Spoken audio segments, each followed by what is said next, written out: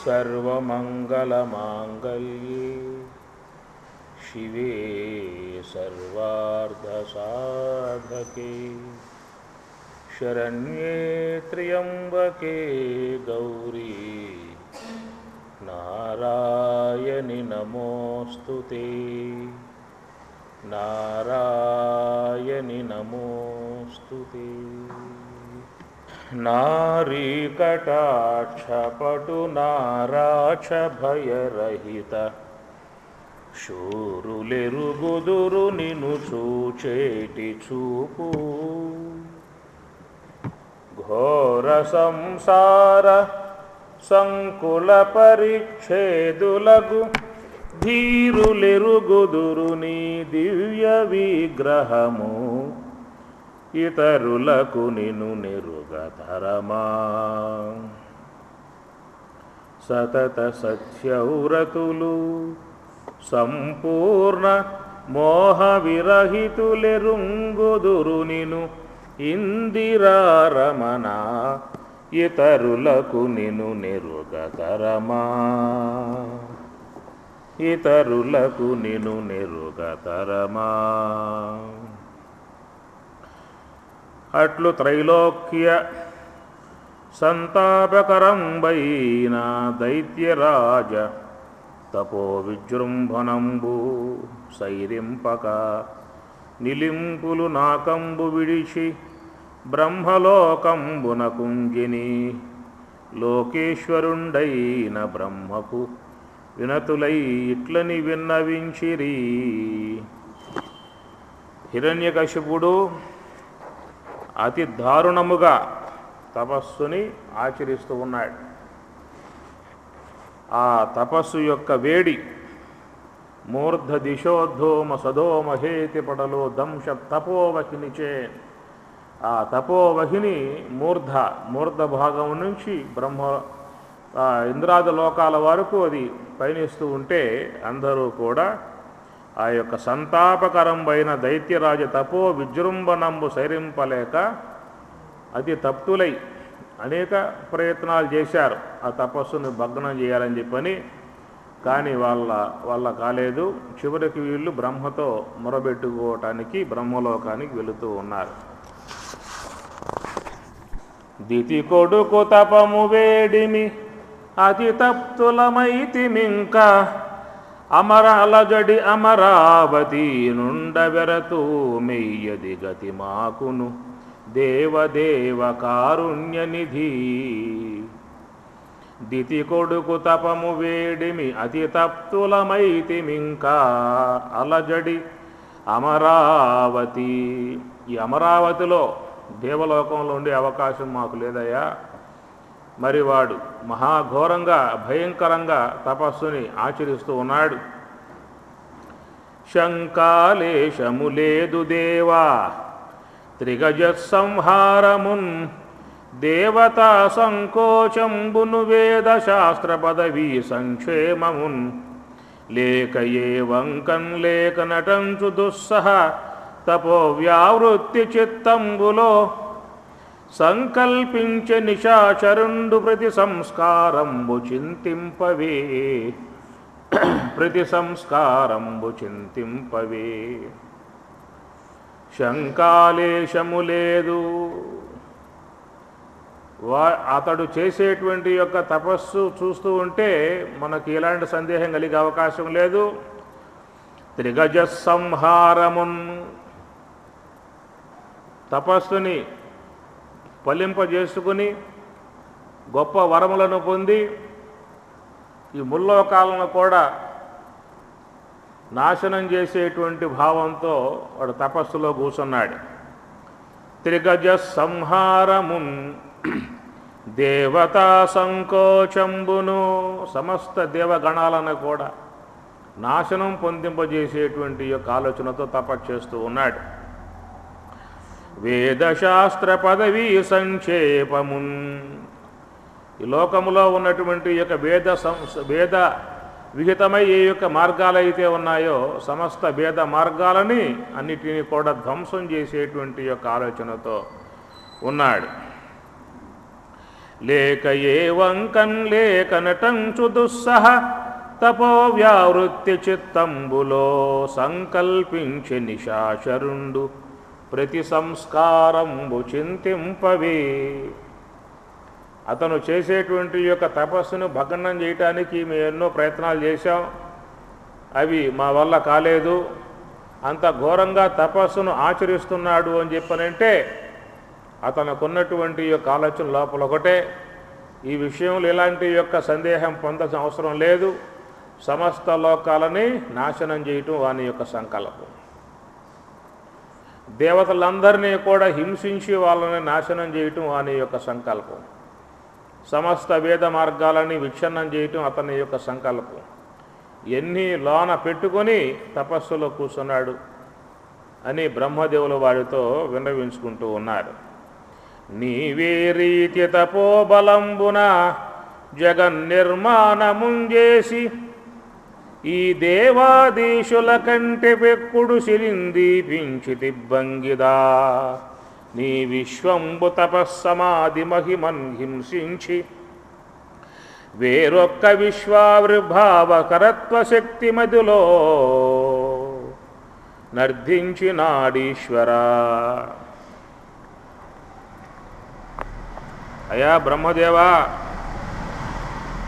నువ్వు ఏ ప్రకారంగా అయితే పూర్వం గొప్ప తపస్సు చేసి ఆ యొక్క తపస్సు యొక్క శక్తితో మరి మమ్మల్ని మించినటువంటి యొక్క ఉన్నత స్థానంలో నువ్వు కూర్చున్నావు, నీకు ఈనాడు ఈ బ్రహ్మ పదవి వచ్చిందని చెప్పనంటే నువ్వెంతో గొప్ప తపస్సు చేశావు. మరి ఆ భగవత్ కృప వల్ల ఈ గొప్ప స్థానంలో నువ్వు ఉన్నావు. నీవే రీతి తపోబలంబున జగన్నిర్మాణముంజేసి ఈ దేవాదీశుల కంటే నెక్కుడు శిరిందీపించితిబ్బంగి.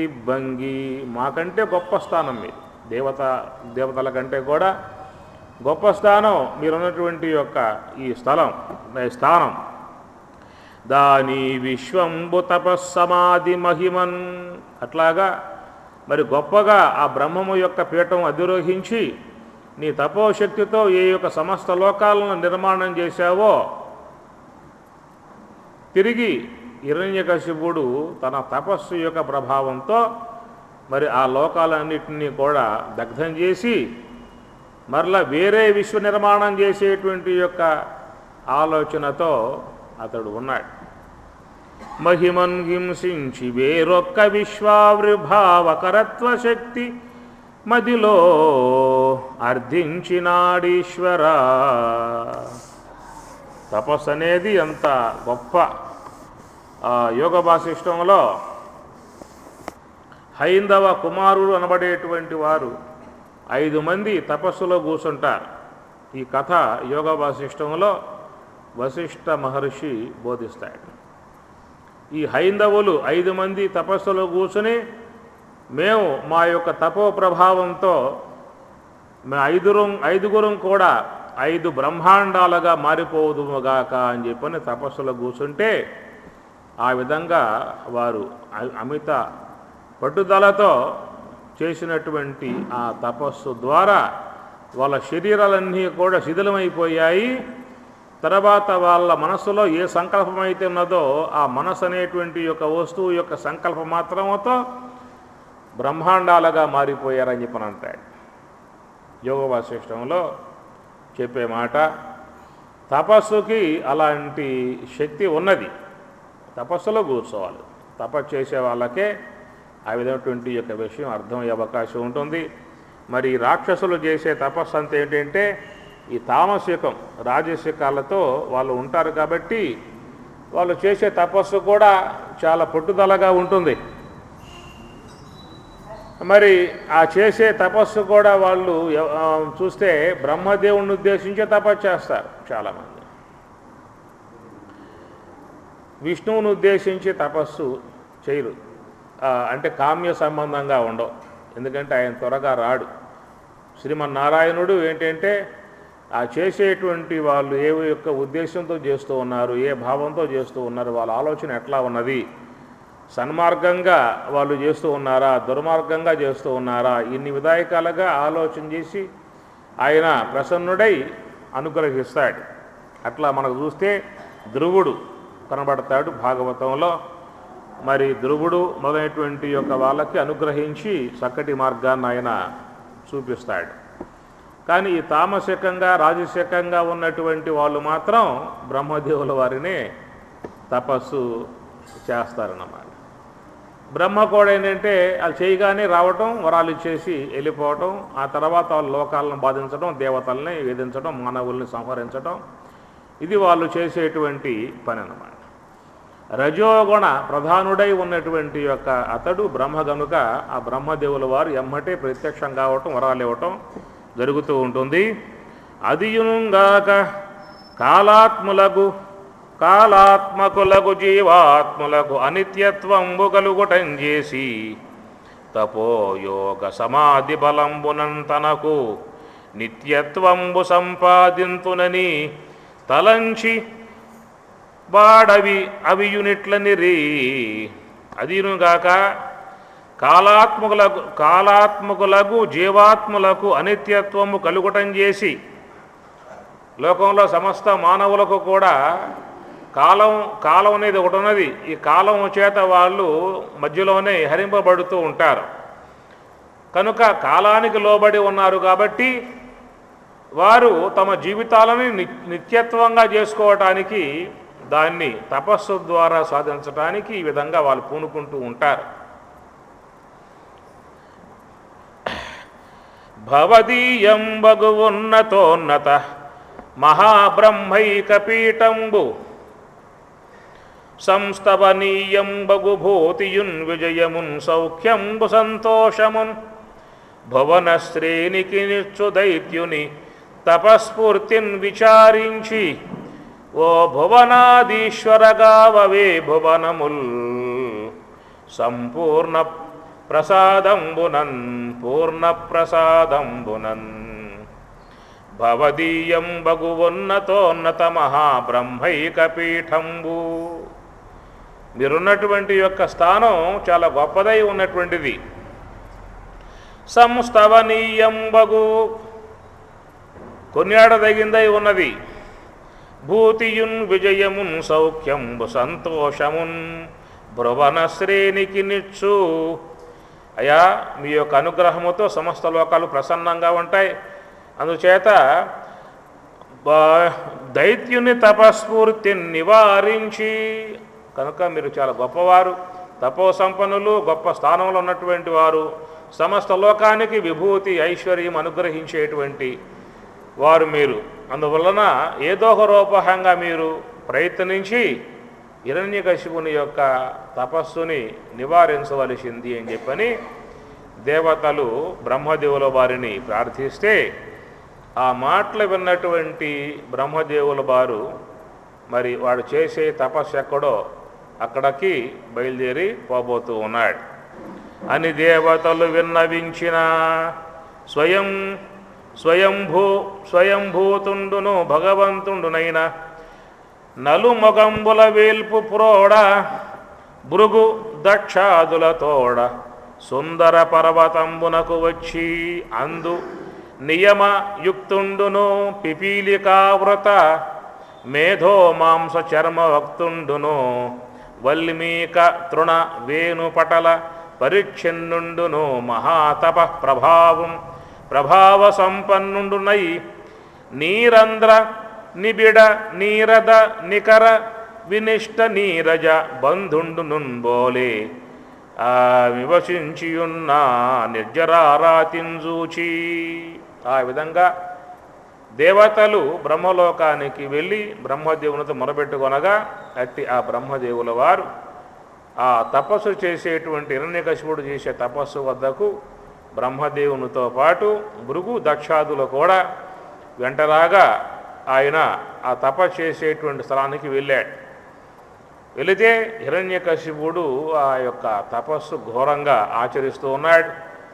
ఆ దేహమంతా ఇదుళ్ళ పొదలతో కప్పుకొని ఉన్నాయి.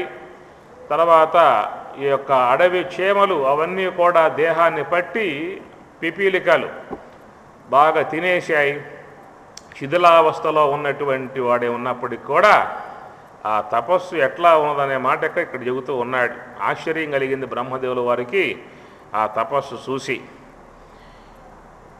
ఓ సురారి కులేంద్ర నీ క్రియ ఉగ్రమైన తపంబు ముంజేసి చూపిన వారు లేరు, ఇక చేయువారును లేరు.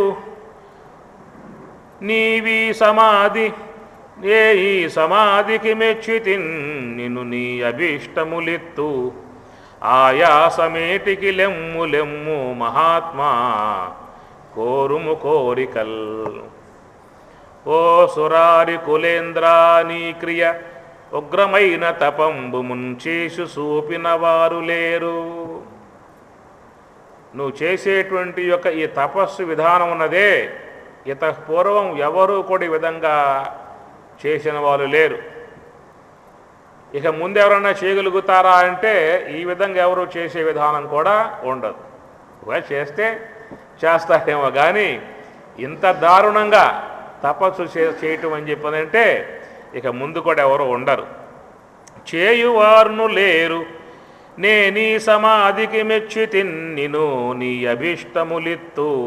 నువ్వు చేసేటువంటి యొక్క ఈ తపస్సుకు నేను మెచ్చుకున్నాను. నువ్వు ఏవైతే మనస్సులో కోరుకున్నావో తపస్సు సంబంధంగా కోరికలు అవన్నీ కూడా ఇవ్వటానికి వచ్చాను, లెమ్ము నాయనా అని చెప్పని బ్రహ్మదేవుల వారు అంటూ ఉన్నాడు. దంశవ్రాతములున్ పిపీలికలు మేధక్రవ్య రక్తంబులున్. ఎట్లా ఉందా ఎదుర్ల పొదలో? ఎదురు పొదలంటే తెలుసుగా మీకు, ఎదురు కర్రలు వస్తాయి కదా, అంత ముళ్ళుగా ఉంటాయి. అవన్నీ మొలిశాయి. వాడు తపస్సులో కూర్చున్నాడు. ఎట్లా కూర్చున్నాడు? కాలు పెను వ్రేల, ఒంటి కాలు మీద బొటన వ్రేలు మీద నిలబడి ఊర్ధ్వబాహుడై మిన్నును చూస్తూ ఆకాశాన్ని చూస్తూ కన్రెప్ప ఆరప్పకుండా కళ్ళు తెరిచి అన్నమాట. ఇప్పుడు మనం కూడా ధ్యానం చేస్తూ ఉంటాం కదా. ఇప్పుడు బ్రహ్మకుమారి వాళ్ళు ఇట్లాగే వాళ్ళు జ్యోతిర్బిందు స్వరూపం పెట్టుకుని కళ్ళు తెరిచి చేస్తూ ఉంటారు. ధ్యానం చేయటం అంటే రెండు కళ్ళు మూసుకుని చేయటం విధానం ఉంటుంది. అయితేనంటే మన ధ్యాన ప్రక్రియ అంతలేక మనం బాలేములే. వాడు చేసిన ప్రకారం చూస్తే మనం నిజంగా బ్రహ్మైక్యం అయిపోవచ్చు. ఇంక దాని సందేహం లేదు, అంతలేక చేయగలిగితే. అందువల్ల మనం ధ్యానం చేసేటప్పుడు ఏమవుతుందంటే లోన విక్షేపం ఆవరణం రెండు ఏర్పడతాయి. విక్షేపము ఆవరణము రెండు వస్తాయి అన్నమాట. విక్షేపం అంటే మనో కదిలిక, ఆవరణము అంటే నిద్ర. ఒక రకంగా చెబితే నిద్ర అన్నమాట. నిద్ర వచ్చేస్తుంది. ధ్యానం అనే ఉద్దేశంతో చాలామందిలో అట్లా కూర్చున్నారా అంటే ఊగులాడుతూ ఉంటారు, ధ్యానంతో ఊగులాడుతూ ఉంటారు. ఈ ధ్యానంలో కూర్చున్న నిద్ర వస్తుంది అని కాస్త నిద్రపోయే ఉద్దేశంతో పోయి పడుకుంటే అక్కడ నిద్ర రాదు మళ్ళీ వీడికి. ధ్యానంలో కూర్చున్నప్పుడు నిద్ర వస్తుంది కదా అని చెప్పి ఉద్దేశంతో పోయి పడుకుంటే నిద్ర రాదు. మళ్ళా వచ్చి కూర్చున్నాడా నిద్ర వస్తుంది. ఆటంకాలు, నువ్వు చేసే సత్కార్యానికి అనేక ఆటంకాలు. లోన ఉన్నటువంటి యొక్క అనాత్మ సంబంధ వృత్తులు, అజ్ఞాన సంబంధ వృత్తులు, తామసిక సంబంధ వృత్తులు, అవి దుష్ట శక్తులు అన్నమాట.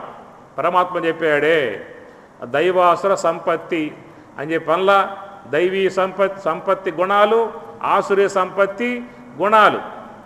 అసురులంటే ఎక్కడో ఉన్నారని చెప్పనే భావన, అది పక్కన పెట్టేయండి. మన లోపలే దంభో దర్ప అభిమాన క్రోధ పారుష్యం ఏవచ అజ్ఞానంచ అభిజాతశ్చ పార్థ సంపదం ఆసురీం.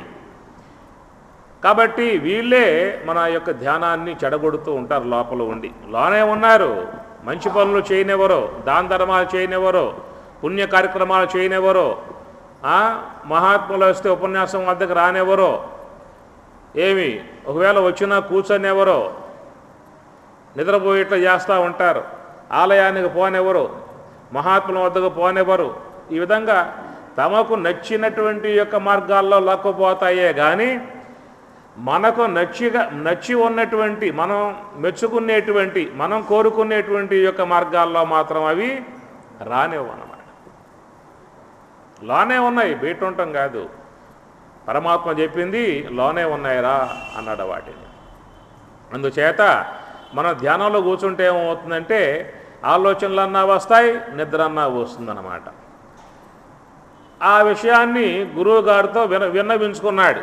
గురువుగారు, మీరు నాకు ధ్యాన మార్గాన్ని బోధించారు, మరి ధ్యానం చేద్దామని చెప్పని కూర్చోగానే ఆలోచనలన్నా వస్తూ ఉన్నాయి, నిద్ర అన్నా వస్తూ ఉన్నది అని చెప్పి అన్నాడు. నిద్ర వచ్చేస్తుంది, ఆలోచనలు ఏముంది, నిద్ర వచ్చేస్తుంది. ఏం చేయమంటా ఉన్నాడు. సరే పని చేయరా, 2 కన్నులు మూస్తే ప్రమాదం వస్తుంది కాబట్టి సగం తెరు. నాసికాగ్రం స్వం చెప్పలా, నాసికాగ్రం సగం తెరిచి సగం ముయ్యి, సగం తెరు.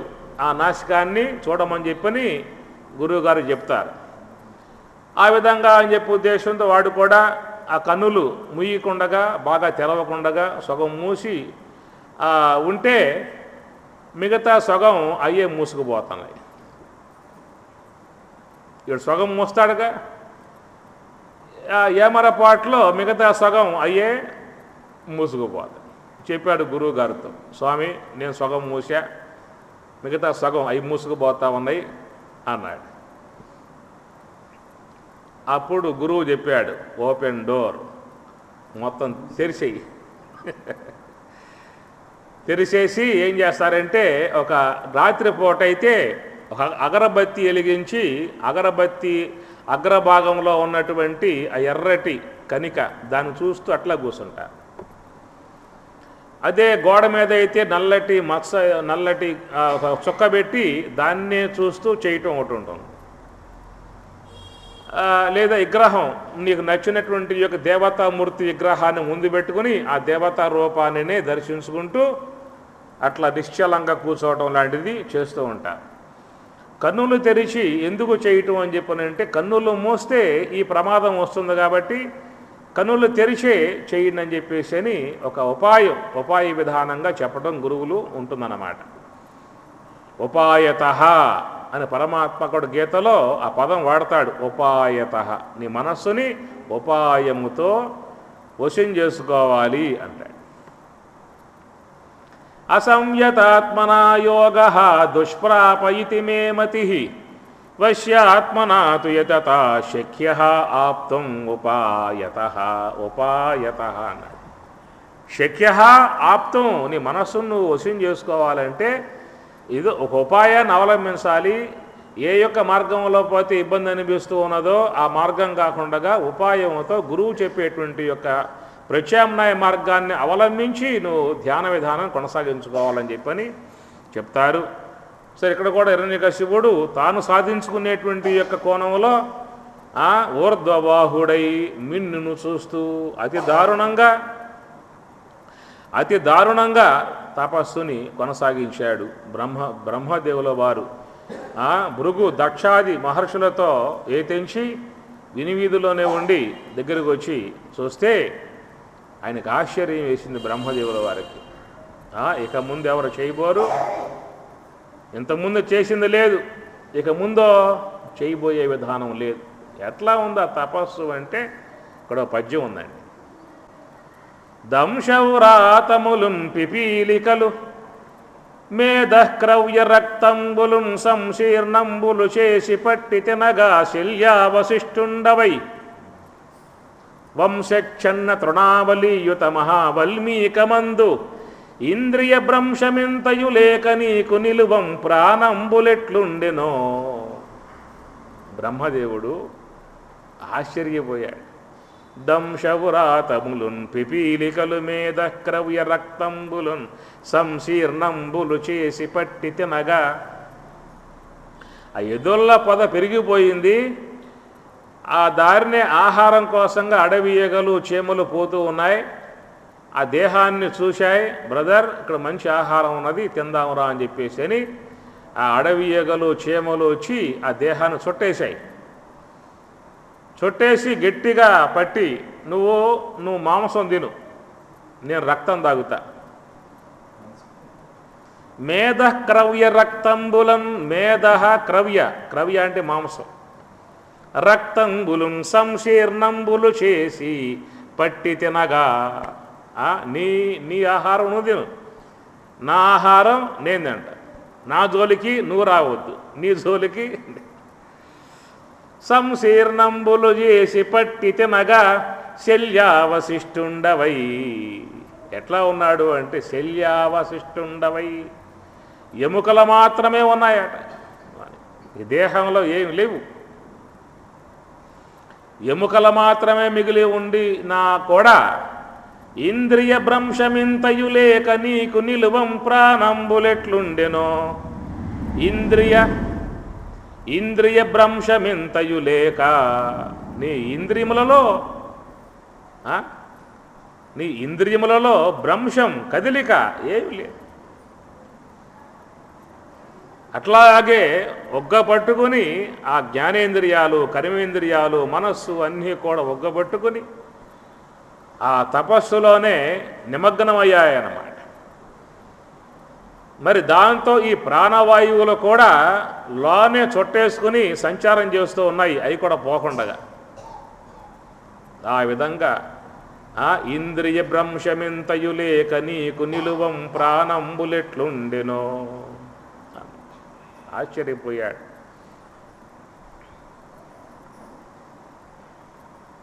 మహావల్మీకంబు, వల్మీకం అంటే పుట్ట, వాల్మీకి అని చెప్పి అంటాం మనం. ఎందుకు వచ్చిన పదం వాల్మీకి అని?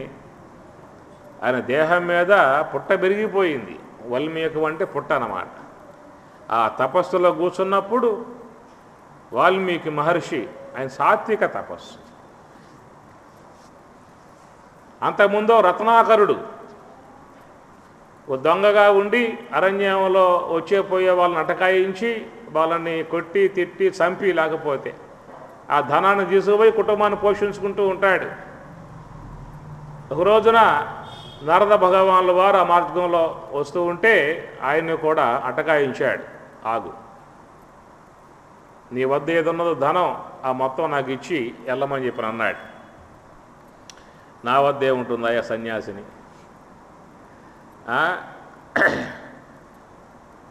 ఆయనకు ఆశ్చర్యం ఏంటంటే రత్నాకరుడికి ఎవరైనా ఎదురు తిరిగి తన మాటకు ఎదురు తిరిగి ప్రవర్తించారా అని చెప్పనంటే ఎమ్మటే వారిని చంపటానికి కత్తి దూస్తాడు. ఆ కత్తి దూసి మరి వాళ్ళ చంపటానికి ప్రయత్నం చేసినప్పుడు మరి బలం గలవాడైతేనేమో ఎదురు తిరిగి పోరాడేవాడు, బలం లేని వాళ్ళైతే పరిగెడి పారిపోయేవాడు. అయితే ఈ యొక్క నారద భగవానుల వారు ఎదురు తిరిగి పోరాడింది లేదు, భయపడి పారిపోయింది లేదు. అనగా నువ్వు ఇళ్ళ మడ్లు కుసుపు, భయపెట్టడానికి భయపడటానికి. భయం అనేది ఉంటే భయం పెట్టటమో లేక భయపడటమో ఏదో చేస్తారు. ఆయన వద్ద భయమే లేదే. భయం అనేది ఉన్నప్పుడు భయపెట్టడం చేస్తాడు, లేదా భయపడటం చేస్తాడు. ఆయన నిర్భయుడు.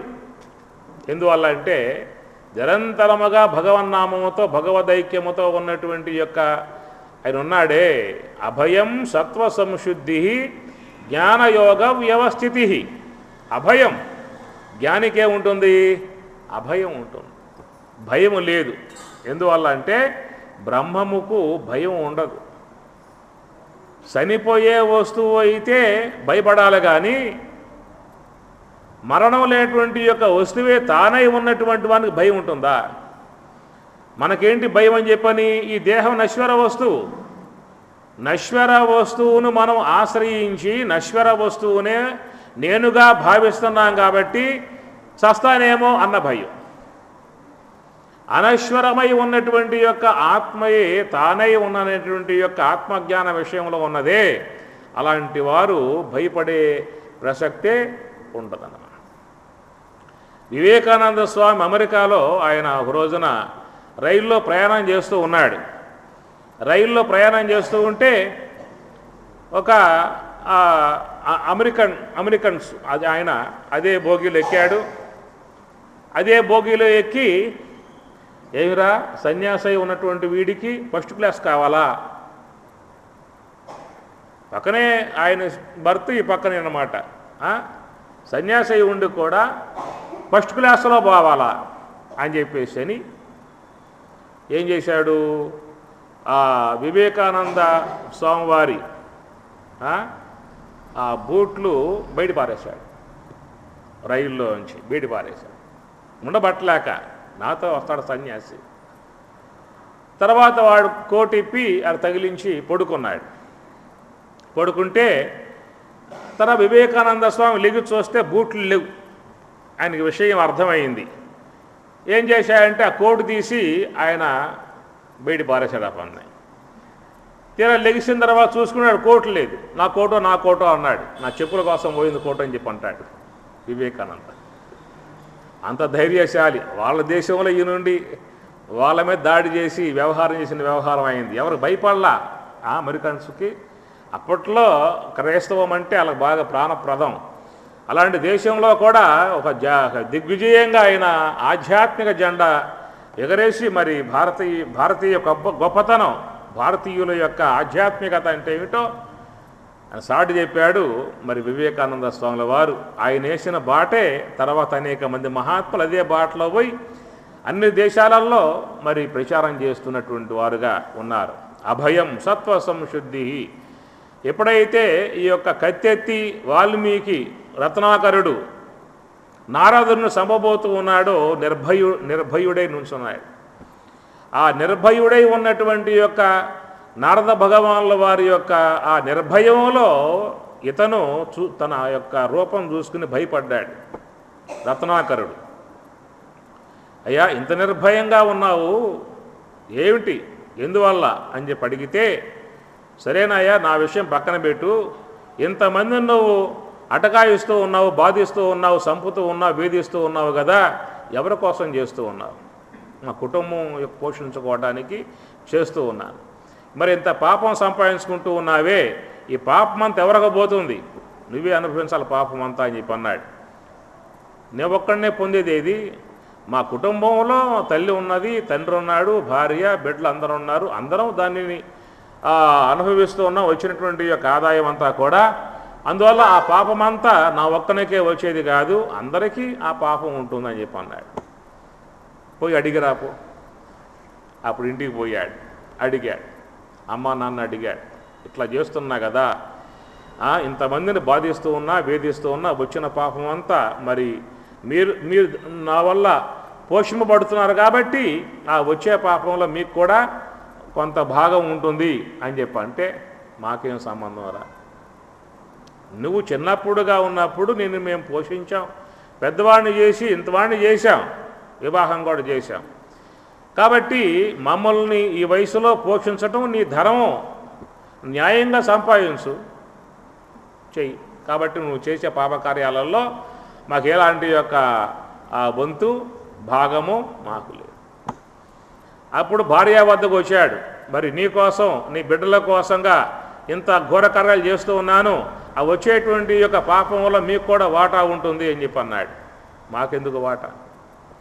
నువ్వు భర్తవు, భరించాల్సిన బాధ్యత నీకున్నది, కాబట్టి నువ్వు ఎట్లా తీసుకొస్తావో మాకు అవసరం అలా న్యాయంగా సంపాదించు.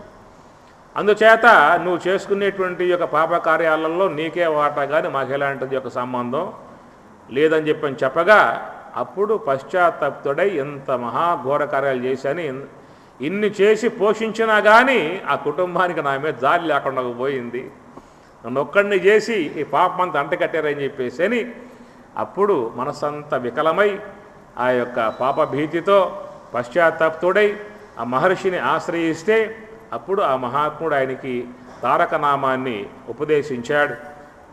ఆ తారకనామం పొందిన తర్వాత మనసు లోపల ఆవేదన, ఇన్ని కార్యాలు చేశానే, ఇంత పాపం సంపాదించుకున్నానే అన్నటువంటి ఒక పశ్చాత్తాపం ఉంది కనుక ఆ మహర్షి ఇచ్చినటువంటి యొక్క ఆ జపంలో మనస్సు నిమగ్నం చేసి చేయటంతో సమస్తం మర్చిపోయాడు. సమస్తాన్ని మర్చిపోయి మరి యోగ సమాధికి వెళ్ళిపోతే ఎంతో కాలం ఆ యోగ సమాధిలో ఉన్నప్పుడు ఆ దేహం మీద అట్లా పుట్టలు పెరిగిపోయాయి. ఆ తర్వాత ఉత్థానావస్థకు వచ్చి మళ్ళా జాగ్రత్త అవస్థకు వస్తే ఆ పుట్టలు చీల్చుకుని బయటికి వచ్చారు. అందువల్ల ఆయన్ని వాల్మీకి అన్నారు. వల్మీకము నుండి బయటకు వచ్చాడు కాబట్టి ఆ పేరు ఆయనకి సార్థక నామం అయిపోయింది.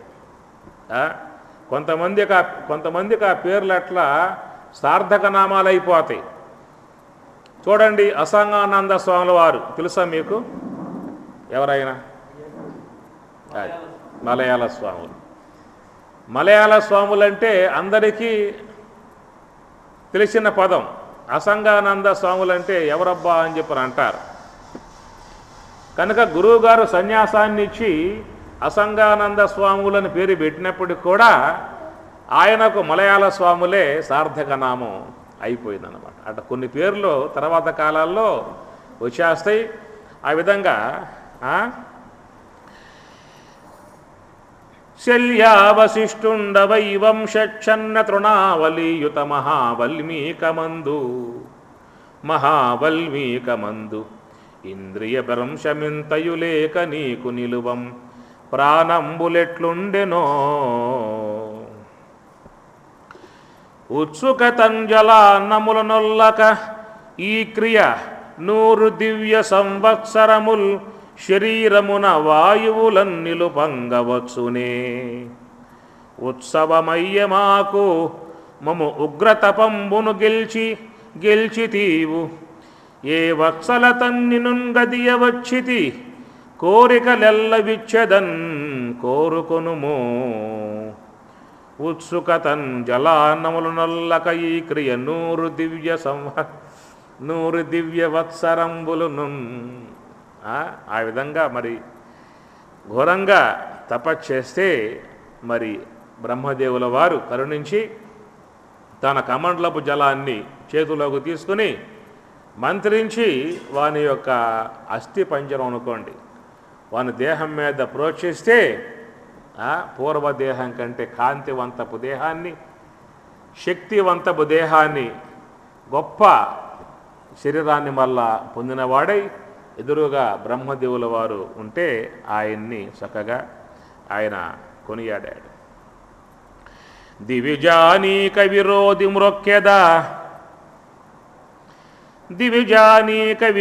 మృక్యగని వాగ్దేవి మనోనేతకున్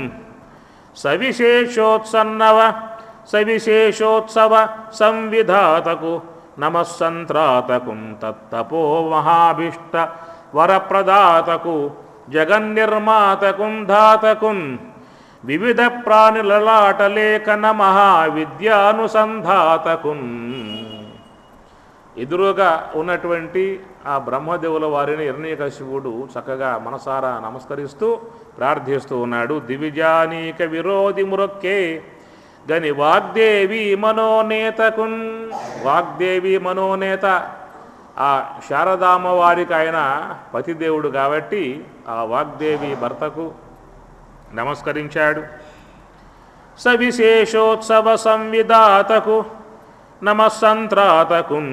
సవిశేషోత్సవ, ఎవరైతే మనసారా భక్తితో ఆయన్ని తపస్సును ఆచరిస్తారో వారినల్లా కూడా అనుగ్రహించేటువంటి, ఎవరు తపస్సు చేసినా వాళ్ళకల్లా ఆయన ప్రత్యక్షమవుతూ ఉంటాడు, కాదనకుండగా వరాలు ఇచ్చేస్తూ ఉంటాడు. తర్వాత ఏదన్నా గొడవ, ఏదన్నా వ్యవహారం వస్తే పైన స్వామి ఉన్నాడుగా, ఆయన చూసుకుంటాడు. ఎవరైనా పోషకుడు, ఆయన విశ్వ పోషకుడు, ఆయన చూసుకోవాలి. వ్యవహారం ఏమన్నా అస్తవ్యస్తం అయితే కాబట్టి ముందు ఇచ్చేయటం అంతే. కుంభనికుంభులు తపస్సు చేశారు. తపస్సు చేస్తే బ్రహ్మ ప్రత్యక్షమయ్యాడు. నైనా ఏమిరా, ఏం కోరి తపస్సు చేస్తున్నారు అని చెప్పనంటే, అయ్యా నాకు వరం కావాలి, దానికో తపస్సు చేస్తూ ఉన్నా, ఏం కావాలో కోరుకో, మాకు మరణమే ఉండకూడదు, సావే ఉండకూడదు అని చెప్పని వరం కోరారు. అది ఎట్లారా? లోకంలో పుట్టిన తర్వాత ఏ ప్రాణైనా మరణించాల్సే ఉంటుంది. అది విశ్వం యొక్క రూలు. దాన్ని ఎవరైనా పాటించాల్సే ఉంటుంది. నీలాగా అందరికీ ఉన్నాయి కోరికలు, అందరు అట్లాగే ఉంటే పోకుండా ఈ విశ్వం అంతా ఏం కావాలి అని అంటే వాళ్ళు ఏం చేశారంటే, సరే పని చేయి, మేమిద్దరం అన్నదమ్ములు, మాకు గొడవ వస్తే కొట్టుకుంటూ సావాలంతే. మూడో వాడు ఎవరొచ్చినా మేము వాళ్ళ చేతుల్లో సావకూడదు. మేమిద్దరు అన్నదమ్ములు, మాకెందుకు గొడవలు వస్తాయి? ఒకవేళ మాకు గొడవ వచ్చి మేము కొట్టుకుంటే తప్ప చనిపోవటం, మాకు చావే ఉండకూడదు అని చెప్పని వాళ్ళు కోరితే, సరేనా అబ్బాయి, ఏదో కొంచెం ఛాన్స్ దాంట్లో ఉంది కాబట్టి అని చెప్పన్న ఉద్దేశంతో వాళ్ళ కోరిక మన్నించి బ్రహ్మదేవుల వారు తదాస్తు అన్నాడు. ఆ విధంగా ఇద్దరూ కలిసి ఇక లోకాలని బాధించటం, వేధించటం, సంహరించటం, చంపటం, వాళ్ళు వీళ్ళని చెప్పని లేకుండా. ఎందుకు? ఏడా సావులేదుక. సావనేది ఉంటే వీడు కొట్టుకుంటే తప్ప లేదుగా. ఈ విధంగా లోకాలు బాధిస్తూ, వేధిస్తూ, హింసిస్తూ, దేవతల్ని, మానవుల్ని, వాళ్ళని, వీళ్ళని నానా బీభత్సం చేస్తూ ఉంటే, అప్పుడు దేవతలందరూ కూడా ఏం చేశారు? మనం పోయి కొట్టినా వాళ్ళు సావరు, లబ్బరపావంలో సాగుతారే కానీ వాళ్ళు సావరు. అప్పుడు ఈ దేవతలంతా కూడా అమ్మవారిని ప్రార్థించారు. అమ్మ, ఈ కార్యం మీరే చెయ్యాలి అని చెప్పనంటే, అమ్మవారు దేవతలకు అభయహస్తాన్ని ఇచ్చి, నాయనా నేను చేస్తా అని చెప్పేసి అని యొక్క జగన్మాత విశ్వసుందరిగా వాళ్ళ ముందుకు వచ్చి ప్రత్యక్షమయ్యింది. ఆ విశ్వ సుందర స్వరూపాన్ని చూసి వీళ్ళు మోహితులై మరి ఆమె దగ్గరికి పోయి చక్కగా వీళ్ళు వినమ్రులై ప్రవర్తించారు. నన్ను వివాహం చేసుకో, నేను ధరిస్తా, నేను భరిస్తా, నేను వరించా, నిన్ను ప్రేమించాను అనే ఈ ప్రకారంగా వాళ్ళు మాట్లాడుతూ ఉంటే, అమ్మవారు ఏం చేసిందంటే ఆడ కూర్చున్నది. సరే రా అబ్బాయి, ఎవరిని పెళ్లి చేసుకోవాలి మీ ఇద్దరిలో, పెద్దవాడినా చిన్నవాడిని? పెద్దవాడు అన్నాడు, నేను పెద్దవాడిని కాబట్టి నన్ను వివాహం చేసుకో. వాడు చిన్నవాడు కాబట్టి తర్వాత వాడి వివాహం నేను చేస్తాను అని చెప్పని వాడంటాడు. చిన్నవాడు అన్నాడు, అన్న నువ్వు అట్లా అనకూడదు, నేను చిన్నవాడిని, నా కోరిక తీర్చాలి, నువ్వు పెద్దవాడివి, ఇంటికి పెద్దవాడివిగా, నువ్వు తండ్రి లాంటి వాడివి కనుక నాకు నా మనస్సు ఉన్నది అని చెప్పని వాడు కోరాడు. అమ్మవారు చూశారు, అయ్యా మీరెవరో ఇద్దరిలో మీరు వ్యవహారం తెలుసుకోండి, ఇద్దరం చేసుకోవటం వాళ్ళ అయ్యే పని కాదు, కాబట్టి మీరిద్దరిలో ఎవరైనా ఒకళ్ళు వస్తే నేను దానికి సిద్ధంగా ఉన్నాను, కాబట్టి మీరు సమ్మతించుకొని రమ్మని చెప్పానంటే, తర్వాత ఏమైంది అంటే ఆ స్త్రీ యొక్క విషయంలో ఇద్దరికి గొడవ వచ్చింది. లోకంలో చాలా గొడవలు ఇక్కడే వస్తాయి. ఏమి అప్పుడు అమ్మవారు చక్కగా కూర్చుందన్నమాట. తెలుసుకోండి వ్యవహారం మీరు ఒక్కరు రాండి ఎవరో అని చెప్పానంటే, ఇద్దరు ఆ వరం విషయం మర్చిపోయి ఈ మోహంలో మునిగిపోయి ఇద్దరు కలిసి నాకు కావాలని చెప్పేసి అని పెనుగులాడి ఇద్దరు కూడా పిడిగుద్దులతో గుద్దుకుని ఇద్దరు చనిపోయారు. అది అమ్మవారు అనుగ్రహం వల్ల వాళ్ళ పేడ అట్లాగా పోయింది. కాబట్టి మనం చూస్తే పురాణ భాగాలలో చాలా వరకు బ్రహ్మదేవుల వారే పోవటం, వరాలు ఇవ్వడం జరుగుతూ ఉంటుంది. బ్రహ్మ ఏమిటంటే రజోగుణ ప్రధాత బ్రహ్మ అన్నారు. సాత్విక గుణ ప్రధాత విష్ణువు అన్నారు. వ్యవహారంలో కూడా సాత్విక గుణం గలవాడు ఉన్నదే చాలా జాగ్రత్తగా ఉంటాయి. ఓ మాట అనాలన్నా, ఓ మాట ఇవ్వాలి అన్నా, ఒక అడుగు ముందుకు వెయ్యాలి అన్నా ఏ కార్యం చేయాలన్నా సాత్వికం కాబట్టి ముందు వెనక బాగా ఆలోచించి వ్యవహరించే విధానం సాత్వికంలో ఉంటుంది. ఈ రజోగుణం ఉన్నదే దీని ముందు వెనక ఆలోచించే విధానం ఉండదు. గబగబా ఆ యొక్క మాటలు ఇచ్చేస్తూ ఉంటారు, బాధపడుతూ ఉంటారు. కాబట్టి ఈ యొక్క తర్వాత కాలంలో వచ్చే పరిణామాలు ఏమిటి, ప్రమాదాలు ఏమిటి, ఇబ్బందులు ఏమిటి అనే అంత లోతుగా పోయే విధానం రజోగుణం చేయదు. అందువల్ల ఈ తపస్సు చేసేవాళ్ళు కూడా శ్రీమన్నారాయణ గురించి కూర్చోరు. ఎందుకంటే ఆయన కొంచెం బాగా చూస్తాడు, విచారిస్తాడు, వాళ్ళ విధానం ఏంటో గమనిస్తాడు. కాబట్టి ఆయన తొలగిపోరు. బ్రహ్మదేవుల వారిని ఉద్దేశించే తపస్సు చేయటం అనేది ప్రధానంగా ఉంటుంది. దివిజానీక విరోధి మృక్యగని వాగ్దేవి మనోనేతకున్ సవిశేషోత్సవ సంవిధాతకు ఎవరెవరు భక్తితో ప్రార్థన చేస్తే ఎమ్మటే ప్రత్యక్షమయ్యేటువంటి యొక్క స్వామివి. నమత్తంత్రాతకుం తత్తపో విరహాభీష్టవరప్రదాతకుం జగన్నిర్మాతకుం దాతకుం జగన్నిర్మాతకుం దాతకుం జగత్ నిర్మాణం నీ వల్లనే ఈ విశ్వమంత నిర్మాణం జరుగుతూ ఉన్నది. దాతకుం వివిధ ప్రాణి లలాట లేఖన మహావిద్యానుసంధాతకుం వివిధ ప్రాణి లలాట లేఖన బ్రహ్మేం చేస్తూ ఉంటాడు.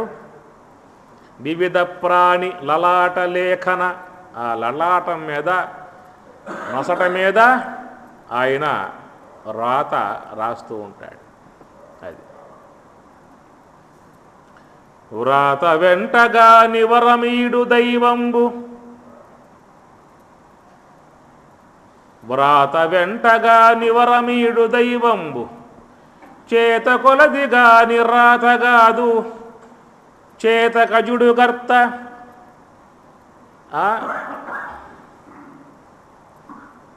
వ్రాత కజుడు కర్త చేతకుతాగర్త వ్రాత కజుడు కర్త చేతకుతాగర్త విశ్వదాభిరామ వినురవేమ వ్రాత వెంటగా నివరమీడు దైవంబు. వ్రాత నీకేదైనా జీవితంలో అభ్యం కావాలంటే ముఖాన్ని రాసి ఉండాలి.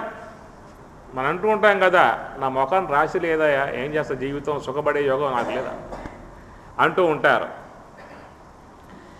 కాబట్టి ఆ లలాటం మీద బ్రహ్మదేవుల వారు వాడు ఈ విధంగా జీవించాలి అని చెప్పనేట రాస్తాడు. ఒక రోజున నారద భగవానుల వారు సముద్ర తీరంలో పోతూ ఉన్నాడు. సముద్ర తీరంలో పోతూ ఉంటే అక్కడ ఒక పుర్రె కనబడింది ఆయనకి, నారదుడికి. ఆ పుర్రె తీసుకుని తండ్రి గారి యొక్క లేఖన రచన ఎట్లా ఉందో చూద్దామని చెప్పి చదివితే దాని మీద రాసిందన్నమాట. జన్మ ప్రభృతి దారిద్ర్యం పైన నొసట మీద లలాటం మీద ఉన్నటువంటి యొక్క రాత ఎట్లా ఉందంటే జన్మ ప్రభృతి దారిద్ర్యం. వాడు పుట్టింది మొదలు దరిద్రంతో జీవిస్తాడు. జన్మ ప్రభృతి దారిద్ర్యం. కాష్ట విక్రయ జీవనం. వాడి జీవితం అంతా కాష్ట విక్రయ. కట్టెలు అరణ్యంలో పోయి కట్టెలు కొట్టడం, అవి కట్టగట్టుకోవటం, గ్రామాల్లోకి రావటం, అమ్ముకోవటం, వచ్చింది తీసుకోవటం, వండుకొని తినటం, ఇది వాడు కాష్ట విక్రయ జీవనం. సముద్ర తీరే మరణం. చివరికి వాడికి ఏమిటంటే సముద్ర తీరే మరణం. సముద్ర తీరే మరణం కించిత్ భోగం భవిష్యతి అన్నాడు లాస్ట్ పాదంలో. మరణించిన తర్వాత కించిత్ భోగం భవిష్యతి. ఇంకే కించిత్ భోగం. వాడు పుట్టిందే దరిద్రంతో పుట్టాడు. పైగా కాష్ట విక్రయ జీవనం, సముద్ర తీరే మరణం, కించిత్ భోగం భవిష్యతి. మా నాన్నగారికి లేదా ఏమిటి, ఇంకా చనిపోయిన తర్వాత ఇంకించిత్ భోగం ఏమిటి? వాడు బతికున్నప్పుడే లేకుండా పోయే, చనిపోయాక ఉన్నదా అని చెప్పి ఆ సందేహం తీర్చుకోవటానికి ఆ పుర్రె చేత్తో పట్టుకుని బ్రహ్మలోకం పట్టుకుపోయాడు. బ్రహ్మలోకం పట్టుకుపోయి, నానా ఏమిటిది, ఏమైనా అర్థం ఉందా?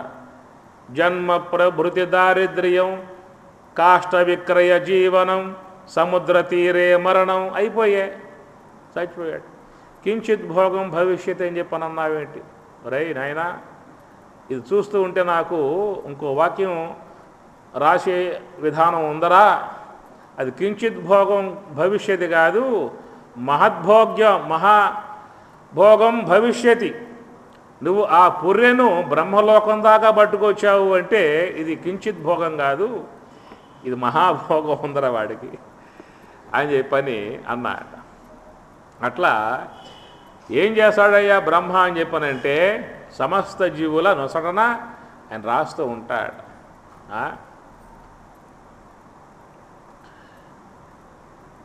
అయితే ఆ రాసేటువంటి విధానం ఏమిటని చెప్పనంటే, ఎవరెవరు జీవితంలో ఏమి చేసుకుంటారో ఆ చేసుకున్నటువంటి యొక్క కర్మానుగుణ్యంగా రాస్తాడట. ఆ శ్లోకంలో అంటాడు ఇవేమన్నా. కనుక ఆ చేతకు తాగర్త, సృష్టికర్త రాయటమే కానీ చేతకు తాగర్త తాను జీవితంలో ఏవైతే చేసుకున్నాడో ఆ చేసుకున్నట్టు కర్మానుగుణ్యంగానే వాళ్ళ యొక్క జీవితంలో ఇంతెంత పొందాలని చెప్పని రాస్తూ ఉంటాడని చెప్పని అంటాడు. వివిధ ప్రాణులలాట లేఖన మహావిద్యానుసంధాతకున్ కల్పాంతమున. బ్రహ్మదేవుల వారిని ఈయన ఇంకా ప్రార్థన చేస్తూ ఉన్నాడు. కల్పాంతమున నంధకార సంవృతమైన జగమునెవ్వడు దాన సంప్రకాశ. మరి ఈ నానా విధాయకాలుగా బ్రహ్మదేవుల వారిని ప్రసన్నం చేసుకున్నాడు. నాయనా, మరి నువ్వెంతో గొప్పగా తపస్సు చేశావు, నీ కోరికలేమిటో కోరుకోమని చెప్పేసి అని బ్రహ్మదేవుల వారు అడగగా చెప్పగా హిరణ్యకశిపుడు ఒక వరాన్ని కోరుకుంటూ ఉన్నాడు. గాలిన్ కుంభిని అగ్ని అంబువల, గాలిన్ కుంభిని అగ్ని అంబువల ఆకాశస్థలన్ దిక్కులన్ రేలన్ ఘస్రములన్ తమ ప్రభల భూరిగ్రాహ రక్షో మృగ వ్యాలాదిత్య నరాది జంతు కలహవ్యాప్తిన్ సమస్తాస్త్రశస్త్రాలిన్ మృత్యువు లేని జీవనము లోకాదీశ విప్పింపవే. ఇది ఈయన కోరిన వరం అన్నమాట. గాలిన్ కుంభిని అగ్ని అంబువల ఆకాశస్థలిన్ దిక్కులన్ రేలన్ ఘస్రములన్ తమ ప్రభల భూరిగ్రాహ రక్షో మృగ వ్యాలాదిత్య నరాది జంతు కలహవ్యాప్తిన్ సమస్త అస్త్రశస్త్రాలిన్ మృత్యువు లేని జీవనము. మృత్యువు లేని ఏట్లో గాలిన్ కుంభిని అగ్ని అంబువుల ఆకాశస్థలిన్. నేల మీద సాగుండకూడదు, జలంలో సాగుండరాదు, అగ్నిలో సాగుండరాదు, గాలిలో సాగుండరాదు, ఆకాశంలో సాగుండరాదు, దిక్కులలో రాత్రిపూట పగటిపూట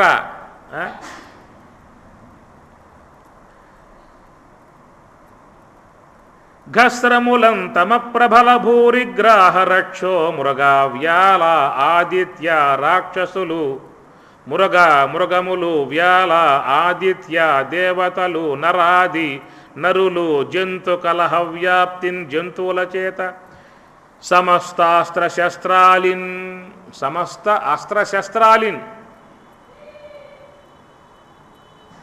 అస్త్రములంటే బ్రహ్మాస్త్రం, నారాయణాస్త్రం, ఆగ్నేయాస్త్రం అనగా మంత్రపూరితములై ఉన్నటువంటి యొక్క వాటినేమో అస్త్రములు అంటారు, మామూలుగా ఉన్నటువంటి యొక్క వాటినేమో శస్త్రములు అంటారు. శస్త్రచికిత్స అని చెప్పని మనం పదం వింటూ ఉంటాం.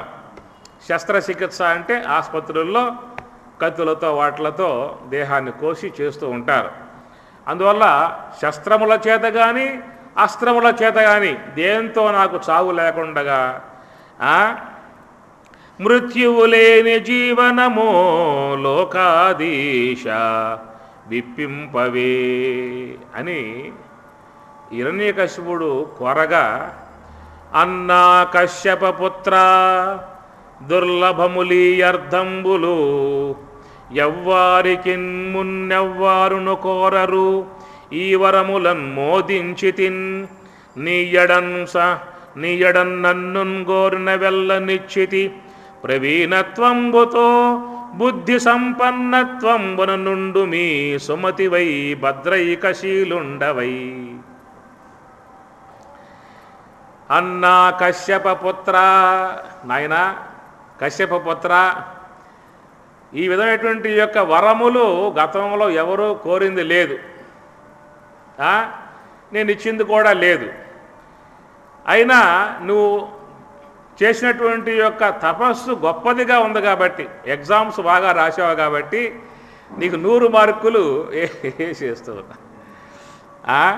ఎవ్వారికిన్ మున్నెవ్వారులు కోరరు ఈ వరముల్ మోదించి తిన్నీయడన్ నన్నున్ కోరిన వెల్ల విచ్చితి ప్రవీణత్వంబుతో బుద్ధి సంపన్నుండవై సంపన్నత్వంబున నుండు మీ సుమతివై భద్రైకశీలుండవై బుద్ధిమంతుడవై ప్రవీణత్వం గలవాడవై మంచిగా మెలుగుము అని చెప్పని అంటున్నాడు. వాడు మంచి కోసంగా తీసుకుంటున్నాడా? సమస్త లోకాలను బాధించడానికి వాడు కంకణం మూనుకున్నాడు. ఈయన ఇక్కడేమంటున్నాడంటే, అయ్యా ఇలాంటి వరాలు గతంలో ఇచ్చింది లేదు, ఇక ముందు కూడా ఇవ్వబోయేది లేదు, నువ్వు బాగా తపస్సు చేసావు కాబట్టి నేను ఈ వరాలు నీకు ఇస్తూ ఉన్నాను. ప్రవీణత్వముతో మంచివాడివిగా బుద్ధి సంపన్నత్వము కలిగి బుద్ధిమంతుడవై ప్రవర్తించుము అని చెప్పేసి మరి ఆ విధంగా వరాలనేటువంటి ప్రసాదించని ఇట్లు అమోఘంబులైన వరంబులిచ్చి దితనందను చేతల పూజితుండై అరవింద సంభవుండు బృందారక సందోహ సంధ్య మానుండగుచు నిజ మందిరమునకుంజనియే. ఆ విధంగా భృగుదక్షాదులతో వచ్చినటువంటి యొక్క బ్రహ్మదేవుల వారు వారి తపస్సును నివారించి మనకేం వరం కావాలో అవన్నీ కూడా ఇచ్చి నువ్వు చక్కగా మంచివాడివిగా ఉండు అని చెప్పి బుద్ధిమంతుడవై మెలగమని చెప్పి బ్రహ్మలోకానికి చక్కగా ఆయన వెళ్ళిపోయాడు. ఈ హిరణ్యకశిపుడు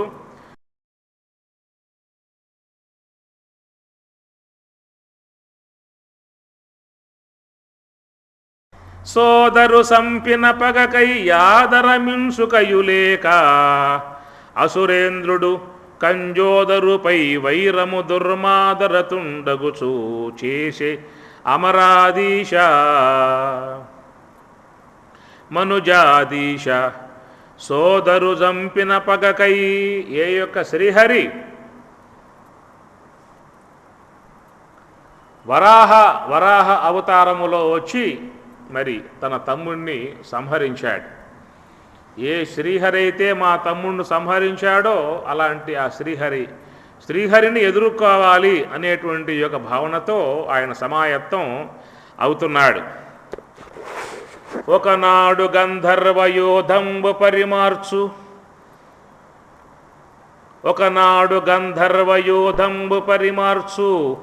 దివిజులనొకనాడు దరళదోలు భుజగులనొకనాడు భోగంబులకు బాపు గ్రహములనొకనాడు కట్టి వయసు ఒకనాడు యక్షుల ఉగ్రత దండించు ఒకనాడుగా విహగుల ఉండుసి పట్టు ఒకనాడు సిద్ధుల ఓడించి బంధించు మనుజులనొకనాడు మదమడంసు గడిమినొకనాడు కిన్నెర కచర సాధ్యచారణ ప్రేత భూత పిశాచ వన్యసత్వ విద్యాధరాదుల సంహరించు దితి తనూజుండు దుస్సహతేజుడగుచు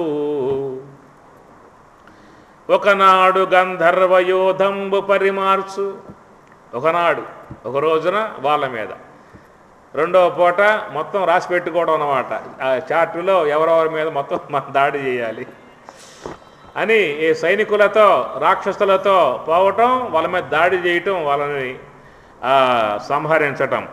ఒకనాడు గంధర్వ యోధంబు పరిమార్చు దివిజులనొకనాడు, దివిజుల దేవతల మీద ఒకనాడు దళలుదోలు భుజగులనొకనాడు భోగంబులకు బాబు గ్రహములనొకనాడు కట్టి వైచు, గ్రహాలని కట్టేస్తూ ఉంటాట.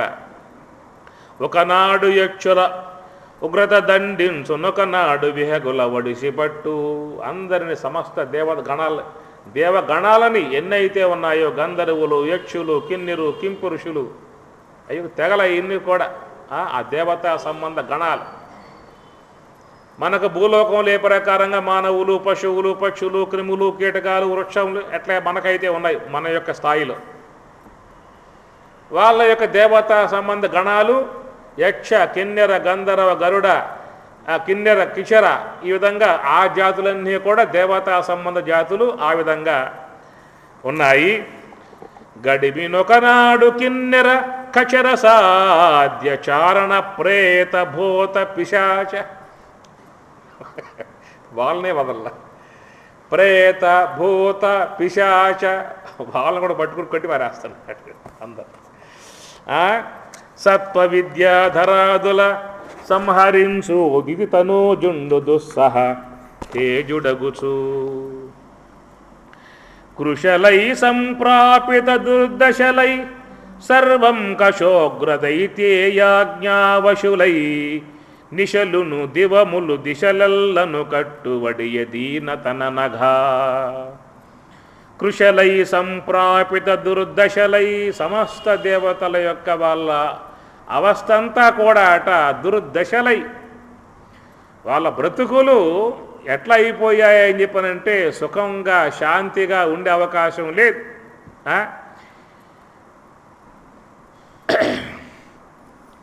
దితిపుత్రుండు జగత్రతైక విభుడై దేవేంద్ర సింహాసనోద్ధతుడై సమస్త దేవతలను జయించాడు. చివరికి అమరావతి దేవేంద్ర పట్టణాన్ని కూడా స్వాధీనం చేసుకున్నాడు. దేవేంద్రుని యొక్క సింహాసనాన్ని అధిష్ఠించాడు పోయి.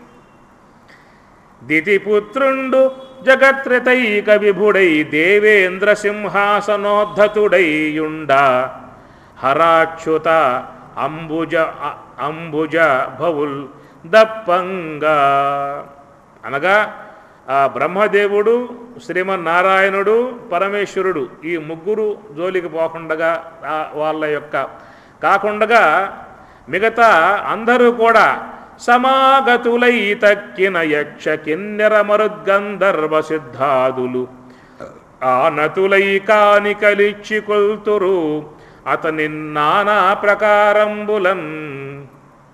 ఆ విధంగా సమస్త లోకాలను కూడా జయించగా, మరి ఆ యొక్క దేవేంద్ర సింహాసనాన్ని అధిష్ఠించగా అందరూ కూడా ఎవరెవరు అంటే యక్ష, కిన్నెర, మరుత్తు, గంధర్వ, సిద్ధాదులు అందరూ కూడా మరి ఆయన రాజు అయ్యాడు కాబట్టి ఆయన ప్రసన్నం చేసుకోవాలని చెప్పనంటే చూడండి, ముఖ్యమంత్రి అయిన తర్వాత మిగతా వాళ్ళందరూ కూడా అక్కడ బయలుదేరతారు. ఏదో పుష్పగుచ్చాన్ని చేతికి ఇవ్వటం, నమస్కారం చేయటం, ఇట్లా మా కంపెనీ ఇట్లా ఉన్నది మీరు గమనించండి, కొంచెం మమ్మల్ని ఒక కంటతో గమనించండి అని చెప్పని మంత్రి అయిన తర్వాత పోయి విన్నవించుకుంటారు. ఇది పెద్ద పెద్ద వాళ్ళు ఉన్నటువంటి వాళ్ళు, ఇన్కమ్ ట్యాక్స్ వ్యవహారాలకు ఉన్నటువంటి వాళ్ళు, ఎవరి ఇబ్బందులు వాళ్ళవి ఎట్లయితే విన్నవించుకుంటారో మరి వీళ్ళందరూ కూడా పోయి వాళ్ళ కానుకలను సమర్పించుకుని, స్వామి మీరే మా రాజుగారు, హిరణ్యకశిపాయ నమః ఆ నామం చేసామనుకోండి ఇబ్బంది లేదు. దేవేంద్రాయ నమః అని చెప్పనంటే ఇప్పుడు వల్ల కాదు, ఆ మాట మాట్లాడడానికి అవకాశం లేదు. అందువల్ల అందరూ పోయి మరి ఆ వినతులై నమస్కరించారు. ఏ దిక్పాలు రజూచి నెడలుగునో, ఏ దేవు బంధించునో, ఏ దిగ్భాగము మీద దాడిచనునో, ఏ ప్రాణులన్ చంపునో. ఈ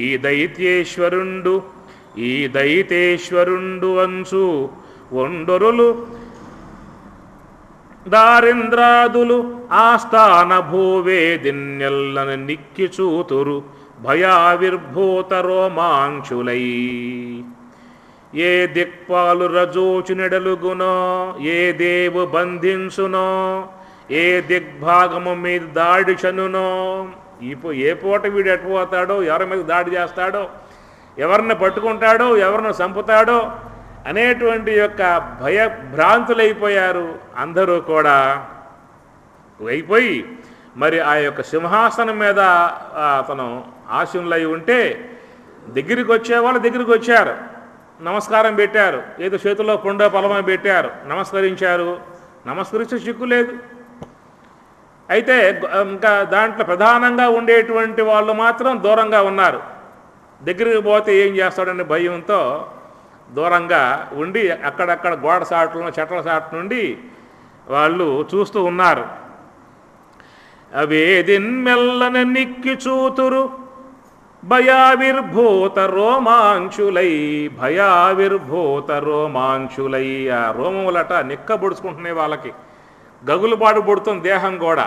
ఏ సమయంలో ఎటు వస్తాడో, ఏం చేస్తాడో, ఎట్లా బాధిస్తాడనే భయంతో అందరూ కూడా దేవతలు కూడా మరి భయపడిపోయి అక్కడక్కడ దాక్కుని ఉన్నారని చెప్పి అన్నాడు. కోలాహలము మాని కొలువుడి సురులార అని ఉంది అక్కడ. సింహాసనం కదా,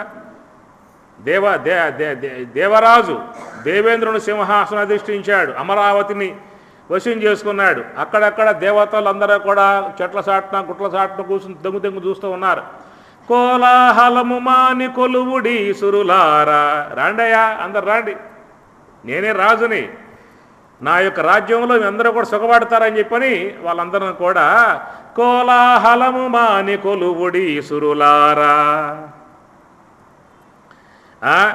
తలకి దీవించుడి తపస్సులారా.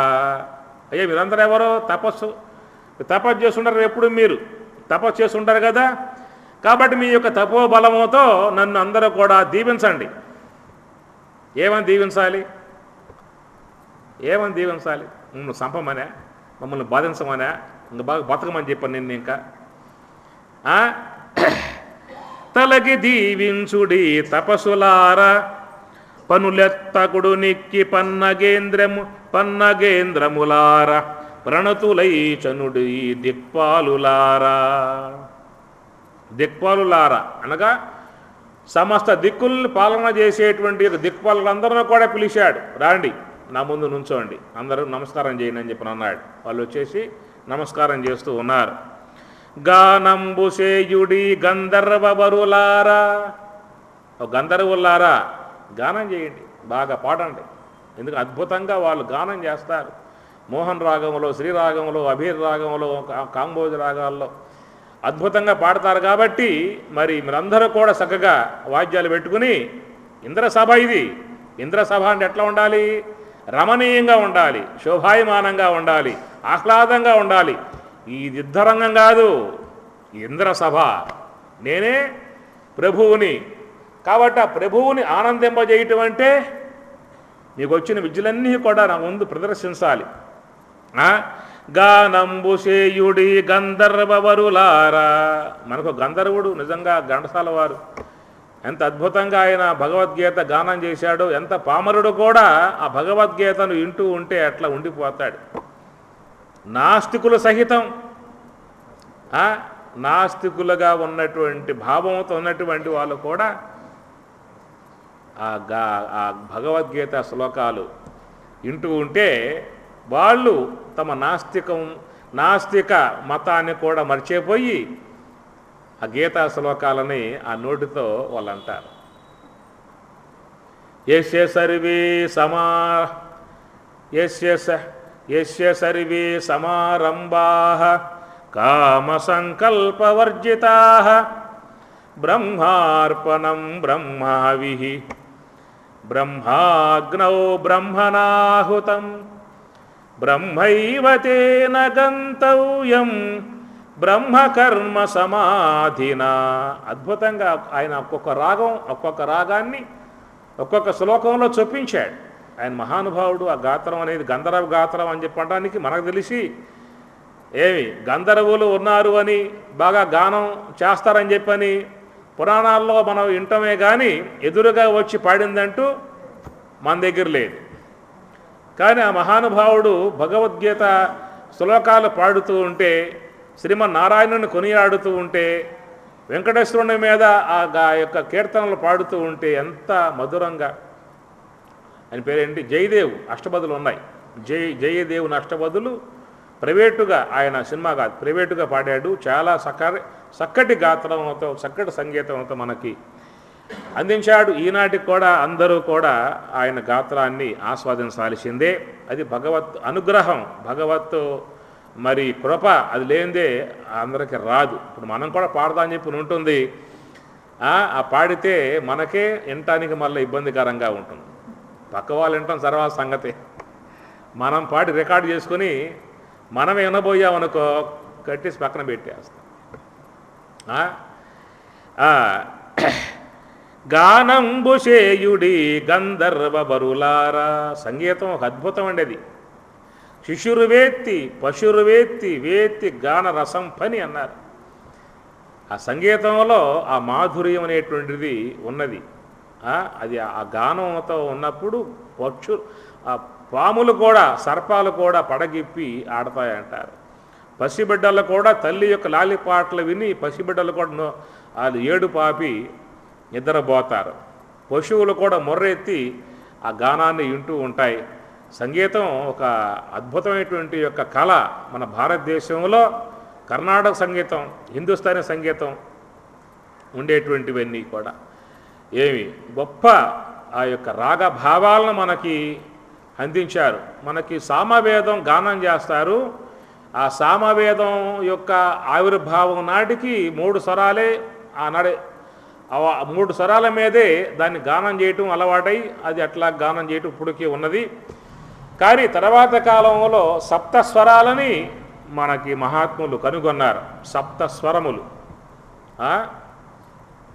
స రి గ మ పద ని స. మరి ఆ సప్తస్వరాలలో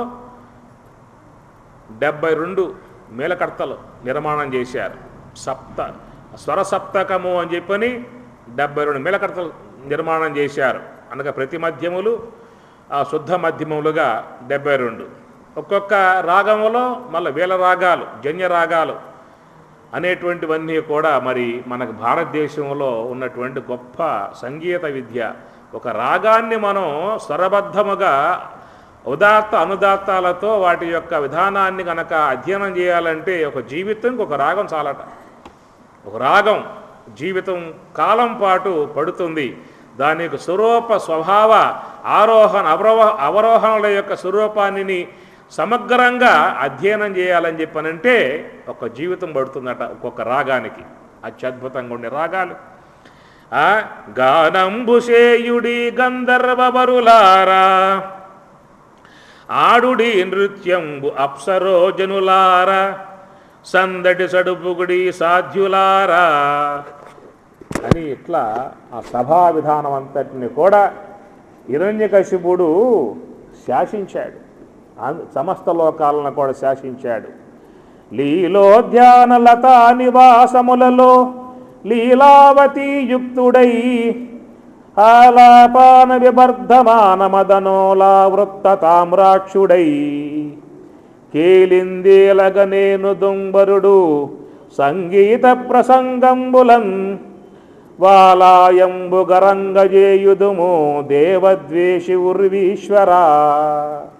ఓ ధర్మరాజా, ఆ విధంగా ఆ హిరణ్యకశిపుడు సింహాసన అధిష్ఠిత కలిగి మరి ఆ దేవరాజ్యాన్ని అంతా కూడా ఆయన వశం చేసుకుని సమస్త దేవతలని శాసించేవాడుగా ఉండగా మరి లీలోద్యాన లతా నివాసములలో లీలావతీయుక్తుడై ఆ స్వర్గలోకములో ఉద్యానవనాలలో ఆ లీలావతితో కలిసి ఆయన శృంగార విధానంగా కేలీలు చలుపుకుంటూ ఉంటే ఆలాపాన వివర్ధమాన మదనోలాల వృత్త తామ్రాక్షుడై ఆ మధువును బాగా సేవించి దాంతో మత్తెక్కిన కళ్ళతో ఎర్రబారగా కళ్ళు కేలిందేలగా నేను తుంబరుడు. మేమిద్దరం అక్కడ సంగీత ప్రసంగంబులన్. ఆయన బాగా మధువును సేవించి లీలావతి యుక్తుడై వనాలలో సంచారం చేస్తూ ఉంటే ఆయన్ని కొనియాడుతూ నేను తుంబరుడు ఇద్దరం కూడా వీణలు మీటుతూ బ్రహ్మాండంగా ఆయన గురించి గానం చేస్తూ ఉంటాం. మా డ్యూటీ. ఆయన లెగిసే ముందు సుప్రభాతం పాడాలి, లేచిన తర్వాత ఆనందంగా సంగీతం బద్ధంగా పాడాలి. మంచి రాగాలు ఉన్నాయి సంగీతంలో. ఏది రేవతి రాగం ఏడిపిస్తుంది, మాల కోసం ఏడిపిస్తుంది. అవన్నీ ఏడ్చే రాగాలు. దుఃఖ విధానంగా ఉన్నప్పుడు రేవతి రాగం ఎత్తుకోవాలన్నమాట. నానాటి బతుకు నాటకము రేవతి రాగం. అదే శ్రీరాగం అయితే, అభేరి రాగం అయితే, మోహన్ రాగం అయితే అద్భుతమైనటువంటి యొక్క వాటిల్లో అన్నమాచార్యుల వారైతే ఎంత గుప్పించాడో మధ్యమావతి రాగంలో.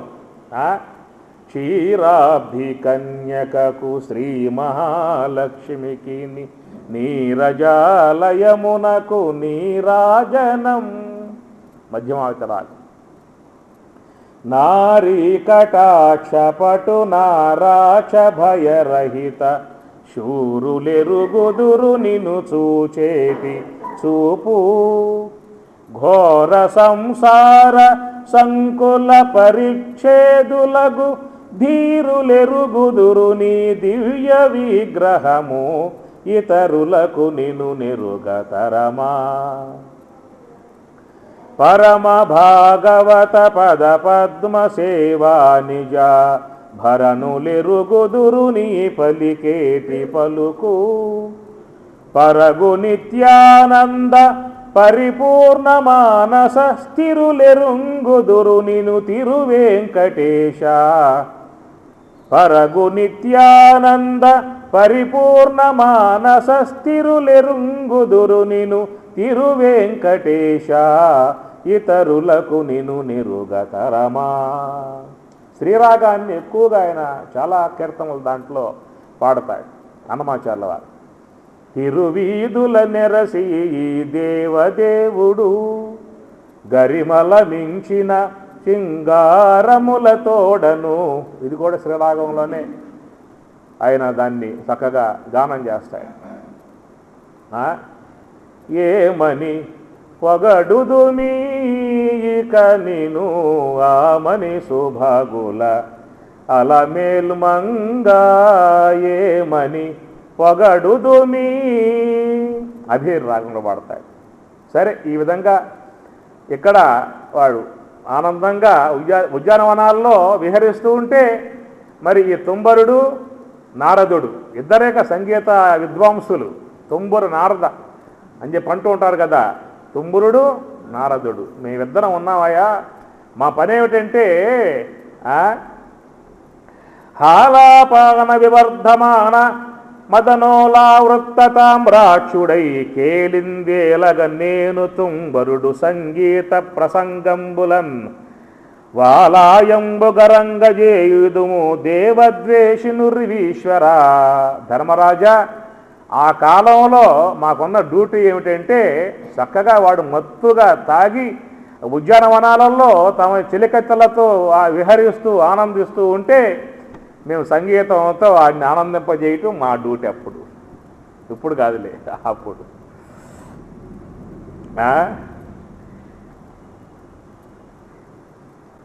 సకల మహాద్వీప సహిత విశ్వంభరాస్థలిని దున్నక పండు సస్యచయము. ఏ విధంగా హిరణ్యాక్షుడు విశ్వాన్ని శాసించాడు అని చెప్పనంటే సకల మహాద్వీప సహిత విశ్వంభరాస్థలిని దున్నక పండు సస్యచయము. ఏ రైతులు కూడా నాగలబట్టి దున్నే అవసరం లేదు. అందరి ఇంట్లో కూర్చోవడం, తమ తమ పొలాలలో ఏ పైరు అనుకుంటే ఆ పైరు పండిపోతుంది అంతే. ఆ భూమి అట్లా ఇవ్వాలి. భూమిని శాసించాడు. రైతులారా, మీరు పోవటం, దున్నటం, గింజలు వేయటం, అటు బాగా ఎరువులు వేయటం, పెంచటం, తుఫాను వస్తే మొత్తం కొట్టుకుపోవటం, ఇదంతా మన యొక్క రాజ్యంలో ఉండే వ్యవహారం కాదు. మీరు పొలానికే పోయే అవసరంలా లేదు. నువ్వు ఏ పంట కావాలో అనుకో, ఆ పంట భూమి ఇవ్వాలి, నేను శాసించే భూమిని. సకల మహీ దీప సహిత విశ్వంభరా స్థలిని దున్నక పండు సస్యచయము కామధేన్వాదుల కరణి సర్దులు గోరు కోర్కులు గగనంబు కుర్యుచుండు. ఆ గగనం ఎప్పుడెప్పుడు వర్షం కావాల్సి ఉంటుందో అప్పుడే కురవాలి. నీకు బుద్ధి పుట్టింది కదా అని చెప్పని కురిసిపోతే మా వ్యవసాయం ఏం కావాలి, మా గ్రామాలు ఏం కావాలి, మా పంటలు ఏం కావాలి. నిన్న మొన్న వాన పడింది, అట్లా పడితే ఆయన ఊరుకుంటాడా? మా పనులు అయిపోయిన తర్వాత, ఇంట్లో భోంచేసిన తర్వాత, మేము పడుకున్న తర్వాత అప్పుడు కురుసుకో తెల్లవారు. కామధేన్వాదుల కరణి, ఏ విధంగా కామధేనువులు కోరిందల్లా ఇచ్చేయిగా ఉంటాయో ఆ విధంగా నర్ధులు గోరు కోర్కులు గగనంబు కురియుచుండు. అర్ధులు కోరు, ఎవరెవరు ఏ ఏ యొక్క సందర్భాలలో కురవమంటారో ఆ సందర్భాలలో మేఘాలు వచ్చి కురిసి వెళ్ళిపోవాలంతే. నవనిధులు ఏడును వాహిని సందోహములును వీచుల రత్నములు వహించు. నదులు కానీ సముద్రాలు కానీ ఆ సముద్రుడే తనలో ఉన్నటువంటి యొక్క ముత్యములు రత్నములు ఏవైతే ఉన్నాయో పండుతాయో అతనే తెచ్చి అందరికీ కూడా ఇచ్చిపోవాలి. నుర్వీరుహంబులు నొక్క కాలంబున అఖిలర్తులు గుణముల అతిశయుళ్ళు. కాబట్టి ఇప్పుడు మామిడికాయలు కావాలనుకోండి, లభిస్తాయా? పంట అయిపోయింది. అట్లా ఉండటానికి వీళ్ళే సంవత్సర కాలం అంతా పండు దొరకాల్సిందే. ఉర్వీరుహంబులు ఈ యొక్క భూమిలో నుంచి వచ్చేటువంటి యొక్క రుహంబులు వృక్షాలన్నీ కూడాట ఒక్క కాలంబున అఖిలర్తులు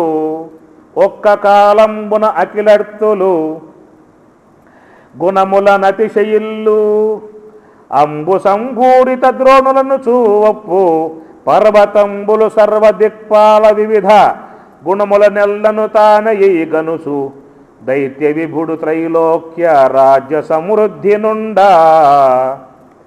ఈ విధంగా సమస్త భూమండలాన్ని కూడా శాసించాడు. సమస్త ఋతువుల్ని, ఆ సస్యములను, భూమిని, మేఘాలని అన్ని శాసించాడు.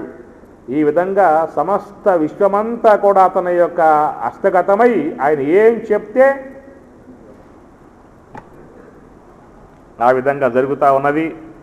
మరి సమస్త దేవతలు కూడా వాళ్ళకి ఏ దిక్కు తొయ్యటం లేదు, పాలు పోవటం లేదు. ఎడిపోదామన్నా వాడు వస్తాడేమో, ఎక్కడ ఉందామన్నా వాడు వస్తాడేమో అన్న భయంతో వణికిపోతూ ఉన్నారు. ఎన్నడు మాకు దిక్కుగల దెన్నడు దైత్యుని బాధమాను మేమెన్నడు వృద్ధి పొందగలము. ఎవ్వరు రక్షకులంచు దేవతా కిన్నెర సిద్ధ సాధ్యము నికేచర నాయకులాశ్రయించిరి. ఆపన్నత గల్పుడు భూరి భవబంధ విమోచనుడు పద్మలోచనున్.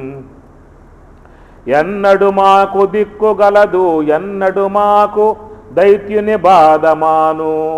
ఏనాడు మాకు ఇతని యొక్క బాధ పోతుంది, ఎన్నాళ్ళు మాకు ఇతనితో దుఃఖము, ఏనాడు మాకు ఈ యొక్క దుఃఖం నెరవేరిపోయే అవకాశం ఉన్నది. ఎక్కడనున్నవాడు జగదీశ్వరుడు ఆత్మమయుండు మాధవుండెక్కడికేగే.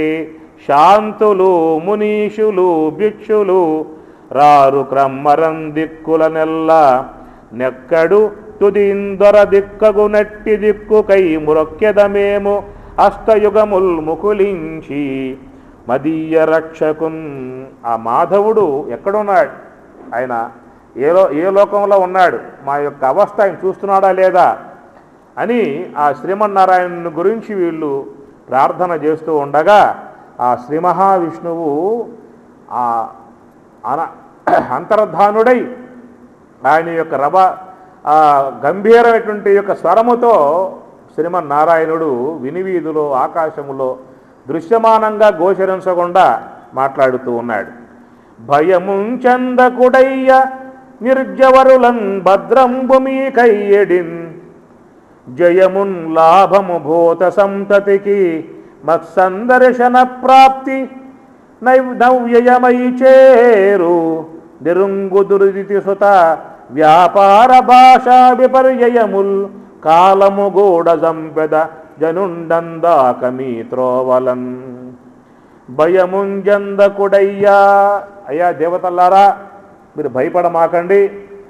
మిమ్మలను ఆ పెట్టేటువంటి యొక్క బాధలన్నీ కూడా నాకు తెలుసు. కాబట్టి నా వల్ల మీకు మేలు జరుగుతుంది, మీరు శుభాన్ని పొందుతారు.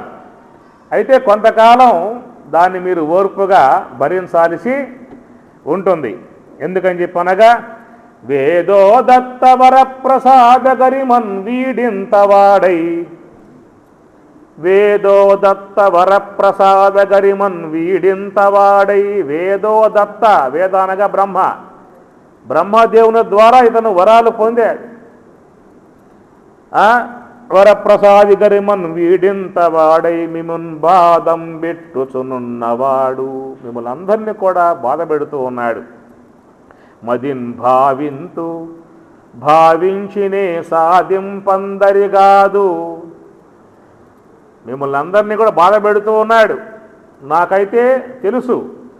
కానీ సాధింపందరిగాదు కావున కడుం సైరించి తిన్ మేదటన్ సాధింతున్ సురులార నేడుచనుడా శంకింప మీకేటికిన్.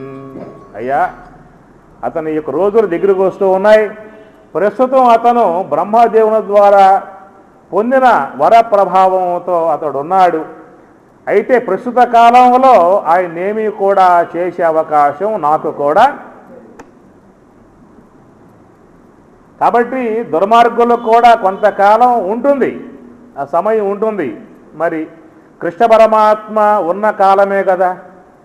మరి పాండవుల ప్రకారంగా కౌరవుల చేత బాధలు పొందటం, నిండు సభలో అవమానాన్ని పొందటం, జోదంలో ఓడిపోవటం, అరణ్యవాసాలలో అనేక ఇబ్బందులు పడటం, ఇవన్నీ కూడా పాండవులు పరమాత్మ పట్ల భక్తి కలిగి ఉన్నటువంటి వారైనప్పటికీ, మరి ఆ కాలంలో పరమాత్మ కూడా అవతారం ధరించి ఉన్నప్పటికీ కూడా మరి ఆ కౌరవులు చేసేటువంటి యొక్క కృత్యములకు పరమాత్మ కూడా సైరించి ఆగాల్సి వచ్చింది.